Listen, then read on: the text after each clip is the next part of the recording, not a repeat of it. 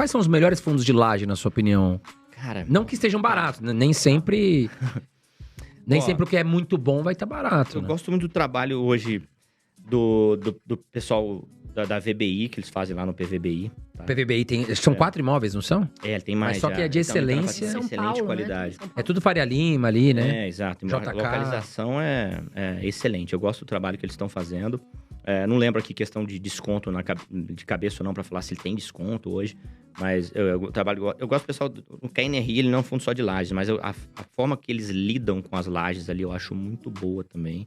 Né? Eles mantêm a vacância muito abaixo da média de mercado. Passaram pela própria pandemia, todo mundo sofreu um pouquinho com vacância, mas eles sofreram menos. Então eu gosto do trabalho. Tem um fundo da Telos, né? Que é o Telos Properties, é o TEP 11. Ele não é um fundo que tem imóveis prime de alta qualidade, são imóveis categoria B ali, vai. Mas eles têm feito um bom trabalho também de revitalização dos empreendimentos, reduzir o valor do condomínio, isso gera valor, né? Assim, é um pessoal que vem trabalhando bem. Os demais, eu gosto do HGRE, mas é um fundo que merece uma observação aí nesse processo de reciclagem de portfólio que eles estão fazendo, né? O HGRU foge um pouco de lajes, né? Vai mais pra um... O HGRU é renda urbana, né? Renda urbana. Setor varejo, tem bastante Você gosta do HGRU? Gosto, tá caro. O HGRU tá caro, mas gosto pra caramba. Eles têm feito um trabalho excelente, reciclagem de portfólio, vendendo muito acima do valor patrimonial que eu comentei aqui. E o fundo é obrigado a distribuir pros cotistas, né? O lucro da venda, então, dividendo vai pra cima. Estão fazendo um trabalho muito bom. A gente até percebe que nos fundos do Credit Suisse, em alguns meses pontuais, o pagamento de dividendos ele vem muito acima, né? Isso por quê, Danilo? Porque, assim, eles têm, por praxe, a forma deles trabalharem, se um fundo imobiliário tem que distribuir 95% do lucro, resultado, né, dentro do semestre. Ele poderia pagar dividendo um mês só, se ele quisesse, mas o gestor sabe que o cotista quer dividendo todo mês. Então, eles não adotam uma política de ficar oscilando o dividendo. Você pensa, você tem vários imóveis ali. Então, um atrasou o aluguel, outro tá vazio, outro foi ocupado, mas foi alugado com carência. Ele vendeu imóveis, ele distribui o lucro. Então, a geração de caixa oscila. Mas ele tenta manter o dividendo o mais linear possível. Tá? Isso é política deles.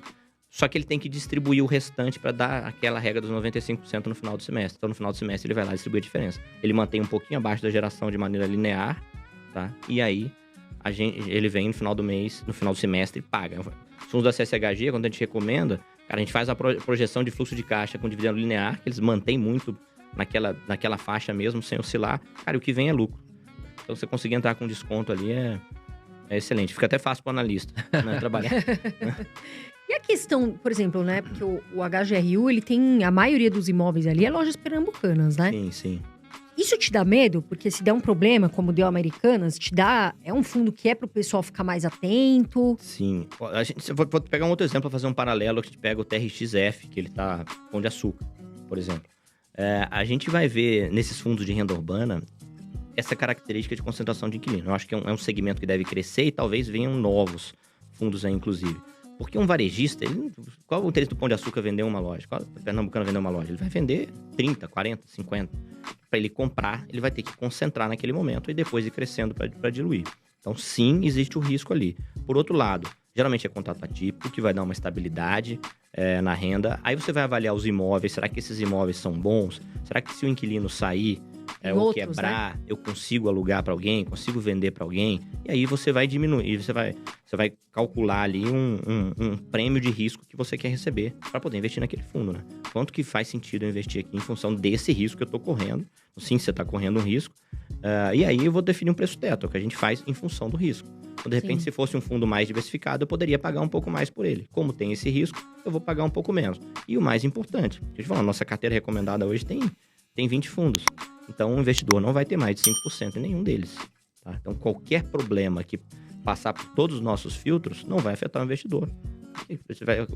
Vai ser uma queda de 10%, 20%, ele vai perder ali 1% do patrimônio dele, 1,5%. Isso é uma queda irrecuperável, não estou falando de oscilação normal de bolsa. Então, cara, tranquilamente você recupera aquilo com dividendo, dá tempo de, com calma e elegância, vamos vender esse fundo, vamos colocar outro no lugar.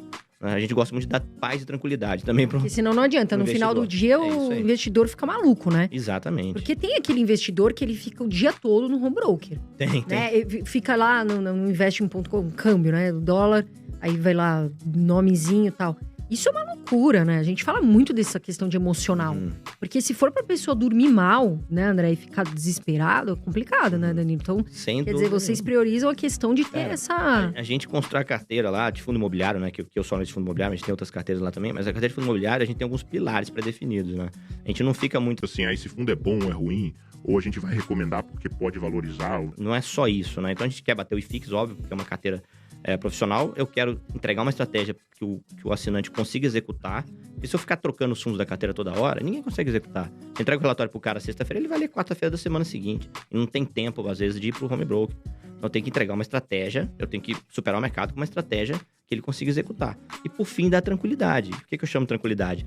A gente tá falando de ativo de renda variável, você vai variar a renda, mas eu quero que essa renda seja o mais estável possível. E eliminar a possibilidade de surpresa negativa. Então, às vezes, eu tenho um fundo muito bom, que tem um potencial de valorização, mas ele tem um monte de problema que pode estourar a qualquer momento. Cara, não vou colocar esse fundo. Porque eu quero dar tranquilidade. O cara já tá procurando serviço profissional, né? Pra ter paz e eu vou ficar enchendo o cara de problema. Sim, aí depois dá problema e... Exatamente. Aí já viu, né, Danilo? Exato. Agora, Danilo,